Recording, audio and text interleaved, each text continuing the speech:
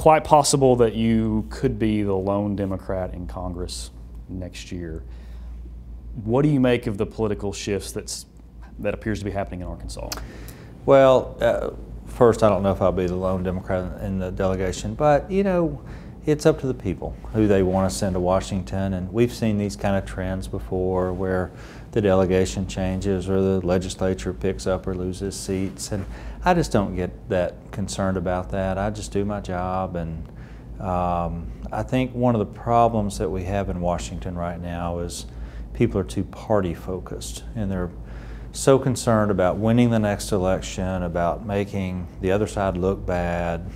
If you ever just spend a day in Washington and look at what goes on there, you'll see many press conferences where they're just blaming somebody for this, or you'll see press conferences where they're praising themselves for something, or I don't know how many thousands of Facebook and Twitter tweets and all that go out every day, press releases, and so much of that is about blaming other people for the nation's problems and also taking credit for things that goes right.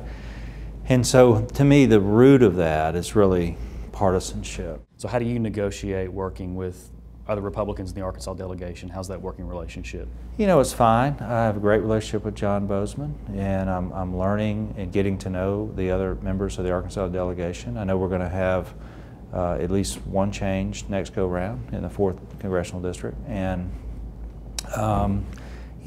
again, my responsibility, I feel like, is to get along with all the people I work with, and that's not just the delegation, but that's all the senators, all the congressmen, the president.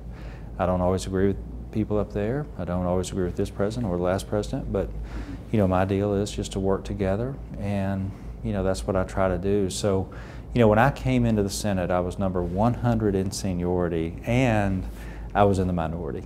And so you'd think, hey, I shouldn't have a chance to succeed in that environment. But the truth is, I had a productive first 2 years there. And you look at my track record over the last 10 years, I've passed over 50 pieces of legislation signed by the president. Almost all of that is bipartisan. And I think that's how you get it done. And Arkansas politics is great. And I really hope, my hope is that we don't allow anyone to turn the state legislature into Congress. And I'm really concerned about that because there's a lot, for the first time, there's a lot of partisan bickering on the state legislative level.